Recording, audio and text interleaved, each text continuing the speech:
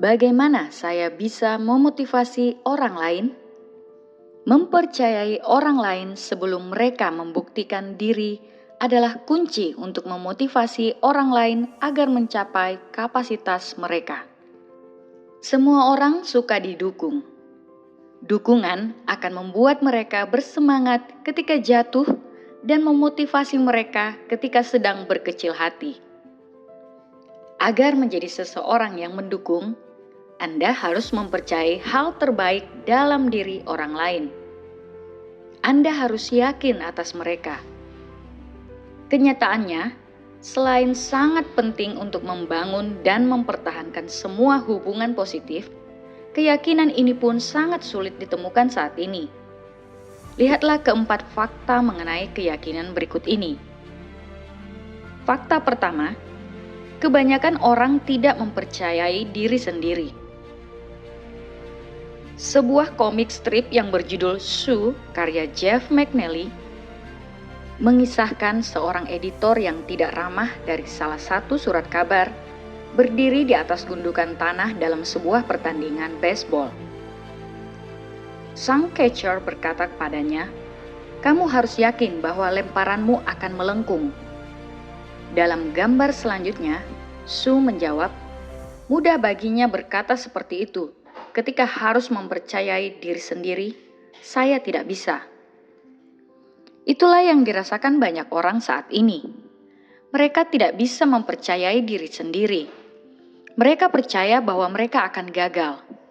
Ketika melihat cahaya di ujung terowongan yang gelap, mereka meyakinkan diri sendiri bahwa itu adalah cahaya lampu kereta api. Mereka melihat kesulitan dalam setiap tanggung jawab. Namun, kesulitan sesungguhnya sangat jarang mengalahkan seseorang. Kurangnya rasa percaya atas diri mereka sendiri yang bisa membuat orang itu kalah. Dengan sedikit keyakinan atas diri sendiri, seseorang bisa melakukan hal-hal yang ajaib. Namun, tanpa keyakinan itu, ia benar-benar mengalami saat-saat yang sulit. Fakta yang kedua, kebanyakan orang tidak memiliki seseorang yang meyakini mereka. Dalam bukunya Just for Today, James Keller mengisahkan cerita ini. Suatu hari, seorang penjual bunga di tepi jalan tidak berhasil menjual bunganya sedikit pun. Tiba-tiba sebuah ide cemerlang terbersit dalam benaknya. Ia pun memasang tanda ini. Bunga gardenia berharga 10 sen ini akan membuat Anda merasa penting sepanjang hari. Sejak saat itu, penjualannya pun mulai meningkat.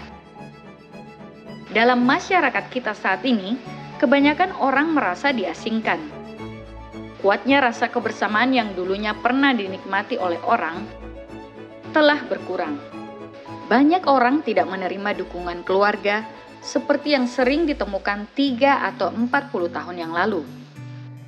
Lebih dari 90% orang-orang yang dipenjara pernah mendengar orang tua mereka berkata, "Kamu akan dipenjara," ketika mereka masih kecil. Bukannya mengajari anak-anak mereka untuk mempercayai diri sendiri, beberapa orang tua justru menjatuhkan mereka. Bagi kebanyakan orang, mereka yang terdekat sekalipun sudah kehilangan rasa percaya itu. Mereka tidak memiliki siapapun di sisi mereka. Tidak heran jika hal kecil seperti setangkai bunga bisa membuat perbedaan dalam cara mengawali harinya. Ketiga, kebanyakan orang bisa merasakan jika ada seseorang yang mempercayai mereka.